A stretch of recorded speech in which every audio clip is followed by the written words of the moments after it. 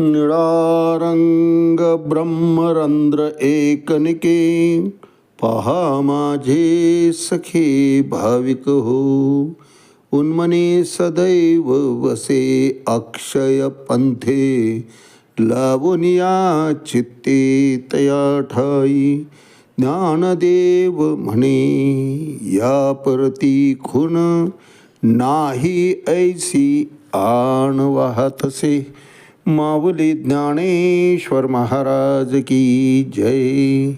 एक तरी ओवी अनुभवावी या ज्ञानयज्ञात आपण श्रीमद्भगवद्गीता अध्याय 8 अक्षर ब्रह्मयोग यातला श्लोक क्रमांक 5 आणि माऊलींनी या श्लोकवर केलेलं ज्ञानेश्वरी 8वा अध्याय 63 क्रमांकाच्या ओळीचं भाष्य याचं आज आपण चिंतन करणार आहोत. अंतकाले च मामेव स्मरणमुक्त्वा कलेवरम यः प्रयाति समद्भावम याती नास्त्यत्र संशयः. अर्थात जन्म घेणे लागे वासनेच्या संगी. वासना शिल्लक आहेत म्हणून जीवाला जन्माला यावं लागतं. जीव, संत आणि भगवंत या तिन्हींच्या बाबतीत या मृत्यूलोकी येण्याचे वेगवेगळे कारणं आहेत. वेगवेगळ्या कारणास्तव हे येतात. जीव वासना शिल्लक आहे म्हणून येतात. संत बुडते हे जग न देखवे डोळा, म्हणून कडवळा येतसे. जग जर अधोगतीला जायला लागलं, समाज अधोगतीला जायला लागला तर संत अवतारित होत असतात आणि संतांकडून कार्य होत नसेल, संतांच्या उपदेशालाही तिलांजली देणारं पाप, तसे पातकी जर अधर्माचा प्रचार करत असतील, अधर्म त्यामुळे वाढीला लागत असेल तर त्यांचा नायनाट करण्याकरता भगवंतांना आणावं लागतं. आराधना करावी लागते, भगवंताची प्रार्थना करावी लागते, विनवणी करावी लागते. तिन्ही वेगवेगळ्या कारणास्तव येतात. भगवंत आणि संत येणं, अवतारित होणं हे त्यांच्या मर्जीवर अवलंबून आहे. परंतु जीवाच्या बाबतीत तसं नाही. जीवाला यावंच लागतं. अगा कर्मे जे उरावे तैती ही सुखदुःखी फळावे, तया ते भोगावया यावे देहा एका. देहाची निर्मितीच मुळात भोग भोगण्याकरता आहे महाराज. आयुष्यभर विषयाच्या मागं पडत सुटलेला जीव जेव्हा या जगताचा निरोप घेतो त्यावेळेस कितीतरी अतृप्त इच्छा वासना रूपानं शिल्लक राहतात. आणि वासना शिल्लक आहेत म्हणून जन्माला मृत्यूलोकी यावंच लागतं.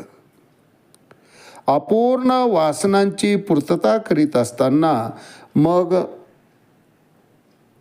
त्या भोगाव्या लागणारच आहेत. त्यातून सुटका नाही महाराज. भोग तो न घडे संचिता वाचुनी, करावे ते मनी समाधान. वाट्याला आलेलं सुख असो किंवा दुःख असो, जे काही भोग असतील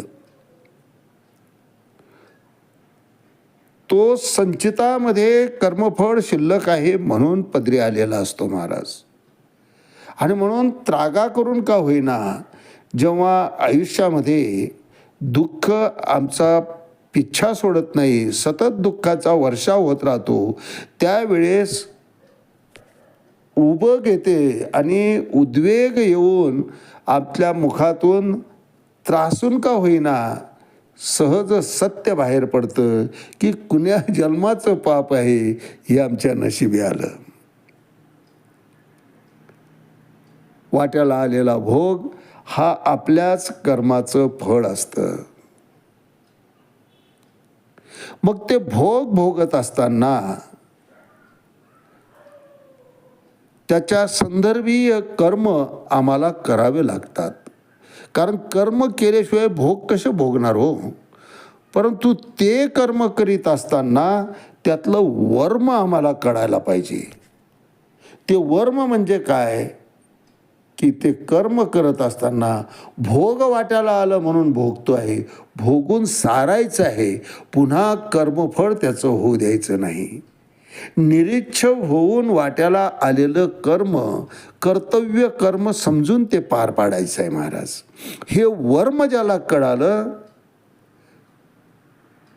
तो कर्म करत असताना कर्त्याच्या भूमिकेतून ते कर्म करत नाही महाराज. आमच्या कर्मफळाचा हा परिणाम आहे, ते वाट्याला आलेलं आहे प्रासादिक स्वरूपानं. भगवंताची इच्छा म्हणून वाट्याला आलेलं ते सुख असो किंवा दुःख असो, तो भोग असा साधक भोगत असतो. कृष्ण भावनाभावित मनुष्य भोगत असतो. भोगत असताना कितीही दुःख झालं तरी या जीवावरचं ऋण उतरवायचं आहे आणि ते भोगल्याशिवाय उतरणार नाही. मागं चिंतन केलं आपण. सुदामा ब्राह्मण दरिद्र्य पिढीला महाराज, किती दारिद्र्य हो, धोतर शिवता येणार नाही इतकं दारिद्र्य. लक्ष्मी माता म्हणले भगवंताला की त्याचं दारिद्र्य दूर करा की हो. भगवंत म्हणतात अगं तो संत आहे, सुदामा माझा संत आहे आणि या जन्मीचे भोग तो या जन्मात भोगून पार करेल. त्याला सुविधा दिल्या तरी तो घेणार नाही. म्हटले असं कसं होतं, भुकेनं घरी पोरं तरपडतायत, अंगावर वस्त्र नाही, अशा प्रसंगी दिल्यानंतर का नाही घेणार. म्हणले देऊन बघ, तूही लक्ष्मी आहेस. भिक्षाम देही 4 घरं मागतात सुदामदेव, 4ही घरी नित्याचं मरे त्याला कोण रडे, भिक्षा मिळतच नाही महाराज.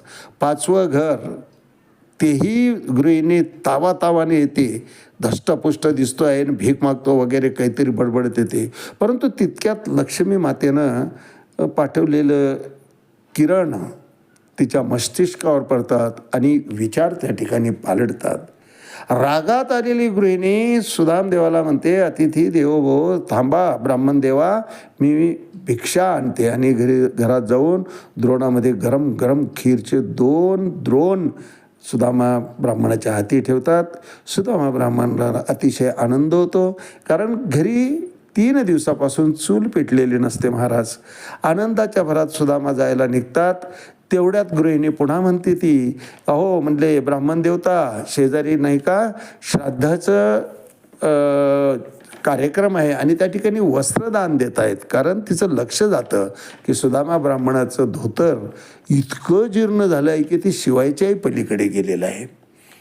त्यावेळेस सुदामा ब्राह्मण हसतात महाराज आणि म्हणतात भिक्षुकाला फक्त 5च घरं मागायचा अधिकार असतो. आजच प्रभूची मर्जी संपली इतकंच बोलून मार्गस्थ होतात, घराकडे निघतात. तितक्यात राजाची घोडदौड येते, सैनिक येतात आणि घोडेस्वाराचा चुकून धक्का लागतो, सुदामा खाली पडतात. खीर सांडते, तितक्यात कुत्रं येतं आणि खीर चाखायला लागतं महाराज. सुदामदेवांच्या जागी आम्ही असतो तर काय केलं असतं, हातात दगड घेऊन कुत्र्याच्या पेकाडीत मारलं असतं महाराज. वास्तविक खीर सांडण्याचा आणि कुत्र्याचा काही संबंध नाही, पण आयुष्यामध्ये आम्ही असंच वागत येतो. करतो कोण आणि राग आम्ही काढतो कुणावर.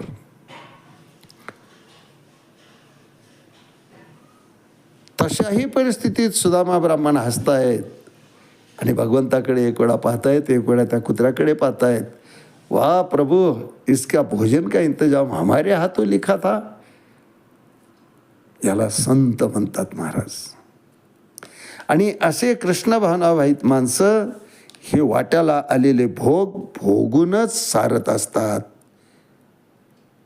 भोग कमी करण्याकरता कधीही ते भगवंताच्या चरणी प्रार्थना करत नाही, कारण त्यांना माहिती आहे आज भोग कमी केले तर पुन्हा हे भोग भोगण्याकरता यावं लागेल. म्हणून आलेले भोग प्रासादिक रूपानं भोगून ते पार करत असतात. आणि त्यामुळं निष्काम भावनेतून करीत असलेल्या त्या कर्मांमुळं त्याचं कर्मफळच निर्माण होत नाही. आणि अशी विवेक बुद्धी जागी ठेवून जे माणसं कार्य करतात, कर्म करतात, त्यांच्या चित्तामध्ये सतत भगवंत वास करत असतो. कृष्ण भावना भावित होणं किंवा कृष्ण भावना होणं हे यापेक्षा काही वेगळं नाही महाराज.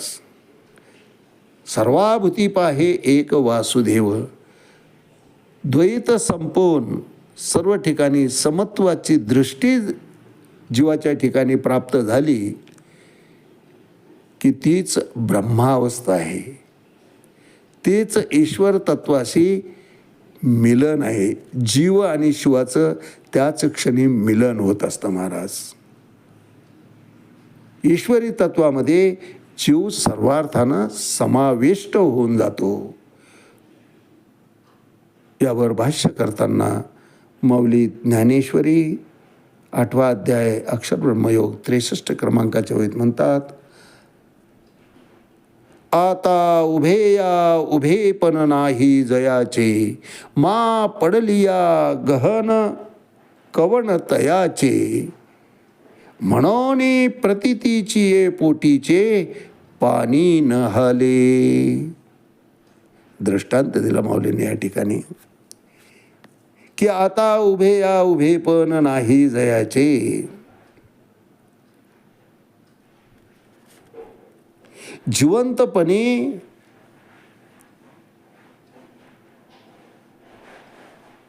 जसं या शरीराविषयी आकर्षण नसतं, तसंच शरीर पडल्यावरही त्याची खंतसुद्धा अशा कृष्ण भावना भावित माणसाला नसते महाराज. कारण जिवंतपणेच देहाविषयी उदासीनता त्यांच्या ठिकाणी प्राप्त झालेली असते. आणि खऱ्या भक्ताचं हेच तर लक्षण आहे. अहो, भक्तियोग श्रीमद भगवद्गीतेतला पुढे येणार आहे आपल्याला 12वा अध्याय. भक्तियोगमध्ये 12व्या अध्यायामध्ये 13 श्लोक ते 20 श्लोकपर्यंत भगवंताने या 8 श्लोकांमध्ये भक्ताची लक्षणं सांगितली आहेत. अद्वेष्टा सर्वभूतानां मैत्र करुण एवच निर्ममो निरंकारः यो मद्भक्ता समे प्रिया यो न हर्षति न द्वेष्टि न शोचति न कांक्षति शुभाशुभ परित्यागी यो मद्भक्ता समे प्रिया समाशत्रौ च मित्रे च तथा मानापमानयो शीतोष्ण सुखदुःखेषु समसंग विवर्जिता तुल्य निंदा स्तुतिर्मौनी संतुष्टो येन केनचित् अनिकेता स्थिरमतिर्भक्तिमान मे प्रियो नरा एतु धर्म्यामृतमिदं यथोत्तम पर्युपासते श्रद्धानामत्परमा भक्तास्ते अतीव मे प्रियः. इतके लक्षणं भगवंताने 13 ते 20 क्रमांकाच्या श्लोकमध्ये भक्ताचे सांगितले की या लक्षणांनी युक्त असलेला भक्त हा खरा भक्त असतो आणि तो मला प्रिय असतो, तो मला आवडतो. अर्जुना, या सगळ्या लक्षणांचं तुकोबारायांनी एका ओवीमध्ये वर्णन करून टाकलं महाराज की भक्ताईशे जानाजे देही उदास. देहाविषयी उदासीनता प्राप्त झाली की सगळे भक्ताचे गुण आपोआपच अंगी येतात. त्याशिवाय देहाविषयीची उदासीनता निर्माणच होत नाही महाराज. तिथपर्यंत देहाविषयी आकर्षणच असतं. म्हणून जिवंतपणी ज्यांना देहाविषयी आकर्षण नाही, तर तो देह पडल्यावरही त्यांना त्याची खंतही वाटत नाही. म्हणून माऊली वर्णन करतात, भगवंत अर्जुनाला सांगतात की आता उभे पण नाही जयाचे, मे मा पडलिया गहन कवण तयाचे, म्हणून प्रतीतीची पोटीचे पाणी न हाले. त्याला कुठल्याच प्रकारची खंत वाटत नाही. जीवन संपलं तरी आनंदानं तो जातो, कारण त्याला माहिती आहे की इथून पुढचा प्रवास हा भगवत धामापर्यंत आपला आहे आणि भगवत धामामध्येच आपण जाऊन त्या ठिकाणी स्थिरावणार. म्हणून आनंदानं तो या कलेवरच या देहाचा त्याग करून मार्गस्थ होत असतो.